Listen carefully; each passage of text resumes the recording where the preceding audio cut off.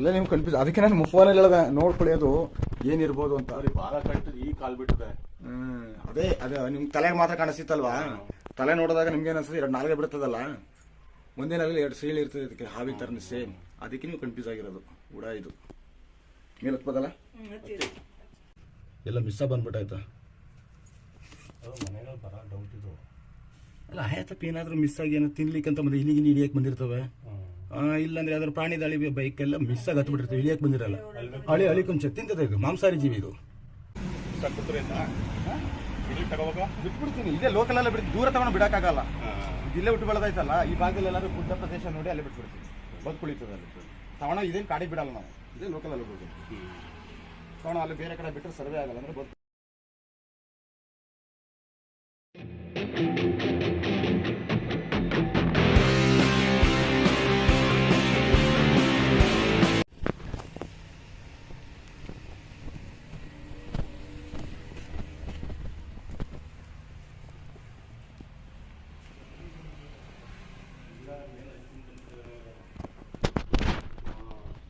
ಅಲ್ಲೇ ನಿಮ್ಗೆ ಕನ್ಫ್ಯೂಸ್, ಅದಕ್ಕೆ ನಾನು ಫೋನಲ್ಲಿ ಹೇಳ್ದೆ ನೋಡ್ಕೊಳ್ಳಿ ಅದು ಏನಿರ್ಬೋದು ಅಂತ. ಅವ್ರಿಗೆ ಬಾಲ ಕಟ್ತದೆ, ಈ ಕಾಲ್ ಬಿಟ್ಟದೆ.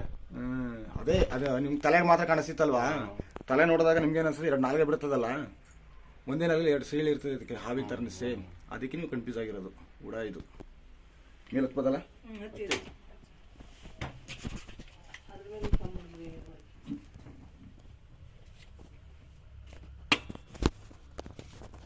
ಅಂದರೆ ಇನ್ನು ಮರಿ ಇದು, ಚಿಕ್ಕ ಮರಿ, ಅಷ್ಟೊಂದು ದೊಡ್ಡದಲ್ಲ. ಎಲ್ಲ ಮಿಸ್ಸ ಬಂದ್ಬಿಟ್ಟಾಯ್ತಾ. ಮನೆಗಳು ಬರ ಡೌಟ್ ಇದು ಅಲ್ಲ, ಆಯ್ತಪ್ಪ ಏನಾದರೂ ಮಿಸ್ ಆಗಿ ಏನೋ ತಿನ್ಲಿಕ್ಕೆ ಅಂತ ಬಂದು ಇಲ್ಲಿಗೆ ಹಿಡಿಯಕ್ಕೆ ಬಂದಿರ್ತವೆ. ಇಲ್ಲಾಂದ್ರೆ ಯಾವ್ದಾದ್ರು ಪ್ರಾಣಿ ದಾಳಿ ಬೈಕೆಲ್ಲ ಮಿಸ್ ಆಗಿ ಹತ್ಬಿಟ್ಟಿರ್ತವೆ, ಇಳಿಯಕ್ಕೆ ಬಂದಿರಲ್ಲ. ಅಳಿ ಕೊಂಚ ತಿಂತದೆ, ಇದು ಮಾಂಸಾಹಾರಿ ಜೀವಿ ಇದು, ಅದನ್ನೆಲ್ಲ ತಿಂತವೆ. ಹೌದಾ? ಹಾಂ ಹಾಂ ಹಾಂ, ಓಕೆ ಓಕೆ.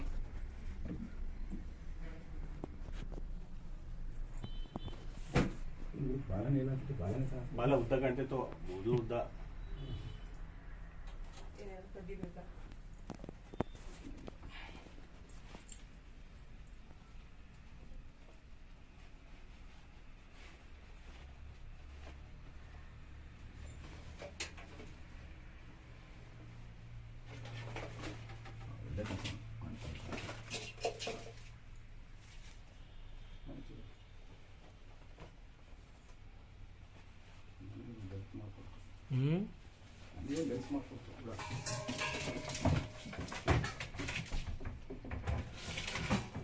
ಇದೆ.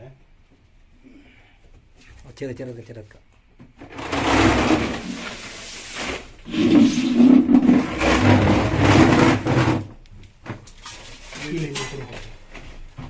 ಅಲ್ಲೆಲ್ಲೇ ಇತ್ತು ಕೆಳಗೆ.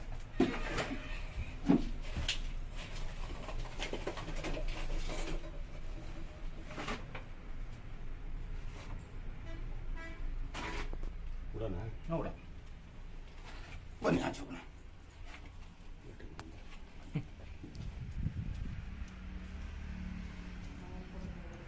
ತಗೊಳ್ಳಿ ಚಿಕ್ಕಪ್ಪ ನೋಡಿ, ಬಾಲ ಎಷ್ಟು ಕಂಡ್ರೆ ಅಷ್ಟು ಕಾಲ್ಗಳು ಕಂಡ್ರೆ ಈ ಬಂದ್ಮೇಲೆ ಕಾಲ್ ಕಂಡ್ರದ.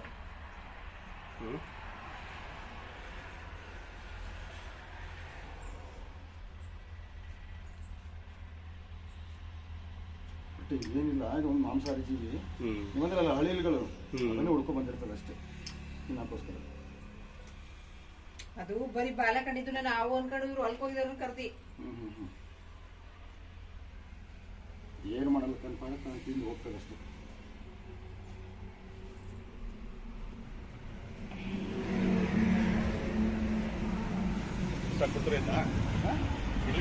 ಬಿಟ್ಬಿಡ್ತೀನಿ, ಇದೇ ಲೋಕಲ್ ಎಲ್ಲ ಬಿಟ್ಟು ದೂರ ತಗೊಂಡು ಬಿಡಕ್ಕಾಗಲ್ಲ.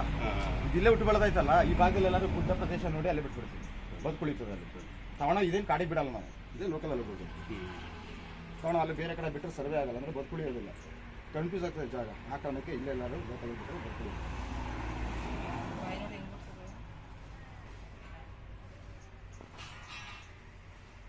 ಬೇರೆ ಬೇಕು.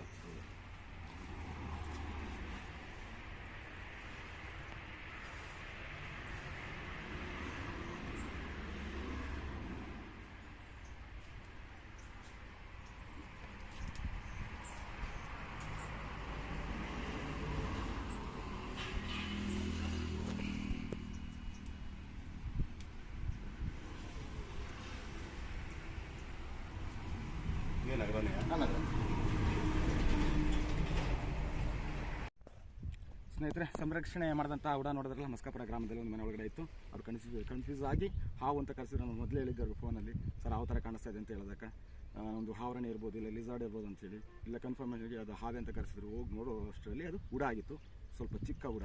ಇದೇ ಭಾಗದಲ್ಲಿ ನಾನು ಸಂರಕ್ಷಣೆ ಮಾಡಿದ್ದು. ಅಲ್ಲಿಂದ ಒಂದು 1/2 ಕಿಲೋಮೀಟರ್ ಆಗ್ತದೆ. ಆ ಜಾಗನ ಆಯ್ಕೆ ಮಾಡ್ಕೊಂಡಿದ್ದೀನಿ, ಅದನ್ನು ಬಿಡೋಣ ಅಂತ. ಈಗ ಉತ್ತನ ಆಯ್ಕೆ ಮಾಡ್ಕೊಂಡು ಉತ್ತೊಳಗಡೆ ಬಿಡ್ತೀನಿ. ಯಾಕಂದರೆ ಆಲ್ಮೋಸ್ಟ್ ಉಡಗಳೆಲ್ಲ ಉತ್ತದಲ್ಲೇ ವಾಸ ಮಾಡೋಂಥದ್ದು. ಈಗ ಬಿಡ್ತಾ ಇದ್ದೀನಿ ನೋಡಿ.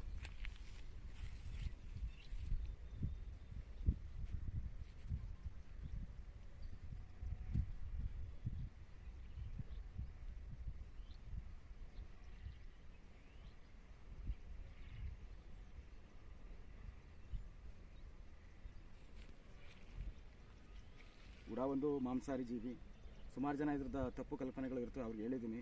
ಬಟ್ ಉಡ ಬಂದು ನಮ್ಮ ಮನೆ ಒಳಗಡೆ ಹಿಡಿಸಿದ್ವಿ ಅಂತ ಯಾರು ಹೇಳೋಕೆ ಹೋಗ್ಬೇಡಿ. ಶಾಸ್ತ್ರ ಆಗಿಸ್ತ್ರ ಅಂತೆಲ್ಲ ಕೇಳಿದ್ರೆ ಉಡ ಮನೆಗೆ ಬಂದರೆ ದರಿದ್ರ ಅಂತಂತಾರೆ. ಅವೆಲ್ಲ ಏನಿಲ್ಲ. ಇದು ಪಾಪ ಬಂದು ಹುಡ್ಕೊಂಡ್ಬಂದಿದ್ದು ಏನಂತಂದರೆ, ಈ ಹಳಿಲನ್ನ ಹುಡ್ಕೊಂಡ್ಬಂದಿದೆ. ಅವ್ರು ನೋಡಿ ಗಾಬರಿಗೆ ಬಚ್ಚಿಟ್ಕೊಂಡಿದೆ ಅಷ್ಟೇ. ಇದೊಂದು ಪ್ರಾಣಿ ರೀತಿಯೇ ನೋಡಬೇಕಷ್ಟೇ.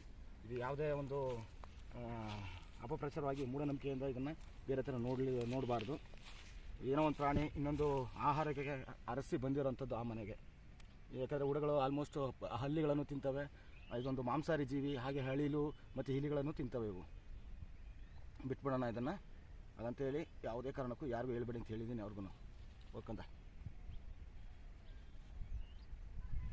ಯಾವುದೋ ಮೂಢನಂಬಿಕೆಗಳು ಬೇಡ ಅಂತ ಹೇಳ್ತಾ ಒಂದು ಉಡನ ಬಿಡ್ತಾ ಇದ್ದೀನಿ. ಬಿಟ್ಟಾಯಿತು. ಈ ವಿಡಿಯೋ ಯಾರ್ಯಾರು ನೋಡ್ತಾ ಇದ್ದೀರಾ, ನನ್ನ ಚಾನಲ್ನ ಸಬ್ಸ್ಕ್ರೈಬ್ ಮಾಡ್ಕೊಂಡಿಲ್ಲ ಅಂದರೆ ಸಬ್ಸ್ಕ್ರೈಬ್ ಮಾಡ್ಕೊಳ್ಳಿ ಅಂತ ಹೇಳ್ತಾ ತಮ್ಮೆಲ್ಲರಿಗೂ ಧನ್ಯವಾದಗಳು.